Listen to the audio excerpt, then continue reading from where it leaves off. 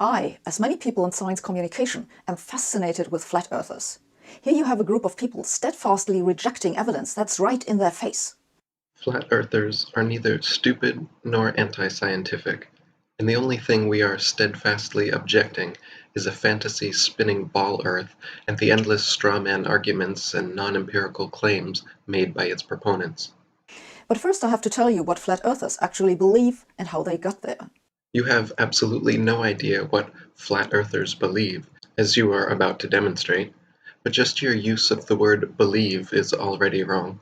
The Earth is demonstrably, empirically, a level, motionless plane. The natural physics of water objectively proves this, and everyone who has ever lived has experienced themselves existing upright on a motionless level plane. Belief is not required or a factor in people knowing the Earth to be motionless and level.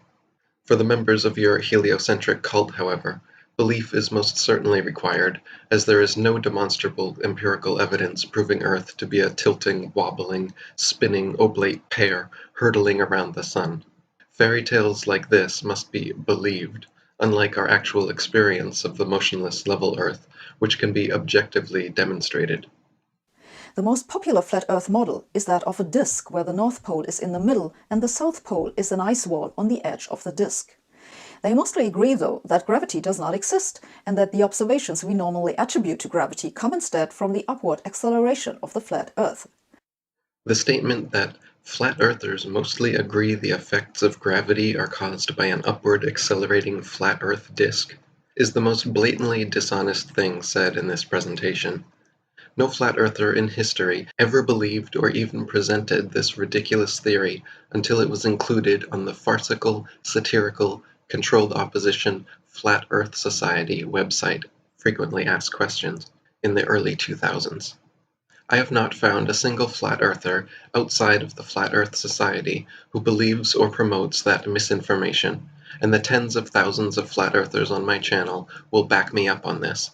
Please comment below if anyone actually believes Earth is an upward accelerating disk. The actual explanation for the effects of so-called gravity are as follows. Quite simply, objects fall or rise based on their relative density to the medium surrounding them. Apples fall because they are denser than the air, while helium balloons rise because they are lighter. No gravity necessary. This is why raindrops fall down through the air and air bubbles rise up through water. Everything seeks its relative density and rises or falls until settling accordingly. This is why a tiny pebble sinks to the bottom of the ocean, but gigantic cruise ships and aircraft carriers stay afloat on the surface, because even though a pebble is so small, its mass relative to its volume, its density, is more than water, so it sinks. And even though a cruise ship is so large, its mass, relative to its volume, is less than water, so it floats. If Newton's apple had landed in a puddle instead of on his head, he would have seen the apple only fell through the air because it was denser than the air, but then floated on top of the water because it was less dense than water. Have you ever noticed how it's easier to stay afloat with your lungs full of air than it is when they're empty? Submarines float on the surface when their ballast tanks are filled with air, but when the vents are opened and seawater floods in, they begin to sink as the submarine's density becomes greater than water. Depending what depth they wish to dive, sailors simply adjust the ratio of air and water in their tanks, and when ready to resurface, they blow compressed air into the tanks, forcing the seawater out, lowering the density, and thus causing them to rise back to the surface. We can also prove this fact of relative density by filling a balloon with approximately half helium and half air. Since helium is lighter than the oxygen, nitrogen, and other gases that compose the air around us, filling a balloon with just the right amount of helium to compensate for and balance out the density of the plastic results in a gravity-defying, levitating balloon at equilibrium that neither rises nor falls. But that's not the only problem. You also have to get the moon and the sun to somehow circle around over the disk to explain day and night and the phases of the moon. To get the day-night cycle to be noticeable, you have to shrink the sun and move it closer to the Earth. Since it seems you need a history lesson, be assured it was the heliocentric spinning globe theory which repeatedly changed the size and distance of the sun to fit their model, not the other way around. Geocentric scientists didn't, quote, shrink the sun and move it closer to the Earth. Heliocentric theorists are the ones that drastically expanded the size of the sun and moved it millions of miles away from the Earth. In fact, they have been notorious for regularly and drastically changing the distance to suit their various models. For instance, in his time, Copernicus calculated the sun's distance from Earth to be 3,391,200 miles. The next century, Johannes Kepler decided it was actually 12,376,800 miles away. Isaac Newton once said, "It matters not whether we reckon it 28 or 54 million miles distant, for either would do just as well." How scientific. Benjamin Martin calculated between 81 and 82 million miles. Thomas Dilworth claimed 93,726,900 miles. John Hind stated positively 95,298,260 miles. Benjamin Gould said more than 96 million miles, and Christian Mayer thought it was more than 104 million. Nowadays they have settled on the figure of 93 million miles away for the sun and 240,000 miles away for the moon. But for centuries before these astronomers began pushing the sun further and further away, the sun and moon's size and distance were already known and fixed. Measuring with sextants and calculating with plane trigonometry, both the sun and moon figured to be only about 32 miles in diameter and approximately 3,000 miles away. Anyone can see and empirically measure for themselves that the sun and moon are nearly the same size, but heliocentrists claim the sun is 400 times larger than the moon. Anyone can also see and measure for themselves that the sun and moon are nearly the same distance away from Earth, but heliocentrists claim the sun is 400 times further away than the moon. But even with those assumptions, the size of the sun will change during the day more than we observe. The apparent size of the sun may or may not change during the day depending on various atmospheric conditions such as air pressure, humidity, and temperature. You can observe this for yourself by watching time-lapse footage of the sun. Also, as only consistent with the geocentric model, the sun changes its apparent shape as it moves away from the observer, going increasingly oblong the further it travels. And no one has ever successfully predicted solar eclipses on a flat Earth or calculated the observed motions of the planets. Many people think that modern astronomy's ability to accurately predict lunar and solar eclipses is a result and proof positive of the heliocentric theory of the universe. The fact of the matter, however, is that eclipses have been accurately predicted by cultures worldwide for thousands of years before the heliocentric ball Earth was even a glimmer in Copernicus's imagination.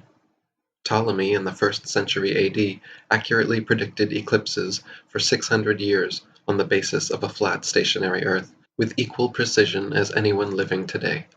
All the way back in 600 BC, Thales accurately predicted an eclipse which ended the war between the Medes and Lydians.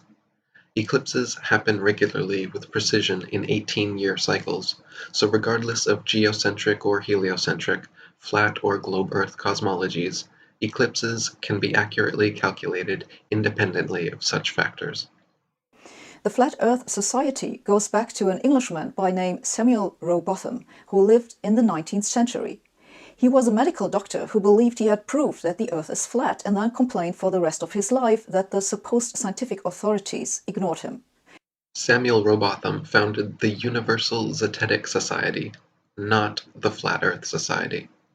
The Flat Earth Society is a controlled opposition group that mixes truth with lies and satire to discredit genuine flat Earth research, a job they have been doing for a long time now. Founded in 1970 by Leo Ferrari, a suspected Freemason and philosophy professor at St. Thomas's University, Leo spent his life making a mockery of the legitimate subject of our flat Earth. Though he passed away in 2010, his Flat Earth Society still exists today online as a website and forum which, still true to form, purports several false flat Earth arguments and treats the entire subject as a deadpan joke. After Rowbotham's death in 1884, the flat Earth idea was carried forward by another British guy, Samuel Shenton. In 1954, Shenton created the International Flat Earth Society. Few people cared. He died in 1971. After his death, the Flat Earth Society was taken over by the US-American Charles Johnson. But even after the advent of the internet, flat earthers did not attract much attention. Johnson died in 2001, at which point the Flat Earth Society had 3,500 or so members. The job then fell to another American, Daniel Shenton, who is not related to the earlier Shenton, but whose logic falls right in line. The IFERS, the International Flat Earth Research Society, was the spiritual successor to Rowbotham's Universal Zetetic Society, and neither of these had anything to do with the Flat Earth Society, which you keep claiming and whose logo you keep showing. Rowbotham, Shenton, and Johnson were the original operators of genuine flat Earth groups long before Leo Ferrari created his farcical Flat Earth Society in 1970. After Johnson and Ferrari's deaths, Daniel Shenton took over the satirical organization and has been running it ever since, ruining the good names and work of the original International Flat Earth Research Society and Universal Zetetic Society. To give an idea of how the controlled opposition works, consider the example of Leo Ferrari's pumpkin-sized rock he would always take during interviews and lectures, claiming he brought the stone back from the edge of our flat Earth. He would say with a huge smirk on his face how his boat had fallen over the edge, but he was luckily saved by hanging onto this rock. Clearly, treating our flat Earth in this tongue-in-cheek way discouraged people from taking the matter seriously. Ferrari's entire shtick involved approaching the flat Earth subject from every angle except the rational and scientific. Shenton had the idea to set up a wiki page for the flat Earth community. Still, no one cared, but in 2016, everything changed. What happened in 2016 is that a few devout flat earthers put up videos here on YouTube. And that really got things going by way of recruiting new believers. Not to toot my horn, but the modern flat Earth resurgence, the moment when the flat Earth tides shifted and the exponential growth of the current movement began, as shown by Google Analytics, was clearly around and after November 2014, the exact month when I exploded all of my flat Earth research onto the internet. In November 2014, I published the first pro-flat Earth book written in 50 years, The Flat Earth Conspiracy, along with several popular articles and videos on the subject, garnering over 40 million views on my first channel alone, began giving radio interviews, restarted Charles Johnson's IFERS, and soon published 200 Proofs Earth is Not a Spinning Ball, to this day the most viewed flat Earth video and most read flat Earth book of all time. These simultaneous actions, my intentional exploding of credible flat Earth information onto the internet all at once, which I had been preparing for years before, were undoubtedly the catalysts behind the exponential growth curve seen beginning November 2014, and not just the result of some random YouTubers in 2016, as Sabine claims. There is no appealing to authority here. You have totally yourself collected all this evidence about how society works. You have also yourself collected lots of evidence that science works. Any airplane, any laptop, any pair of glasses is evidence that science works. It's evidence that the system works. It's evidence for how the whole world works. So if you cannot recall just what experiments demonstrate that the Earth is not flat, or if you cannot immediately figure out what's wrong with flat earthers' arguments, there's no shame in rejecting their claims, because your rejection is based on evidence, evidence that science works. So for anyone having trouble following Sabine's logic, eyeglasses and laptops exist, therefore the Earth is a spinning globe. And if you cannot articulate why you believe such a ridiculous, non-empirical, non-demonstrable claim such as bodies of water clinging to and wrapping around the underside of a tilting, wobbling, spinning sphere, don't be ashamed because, quote, science works.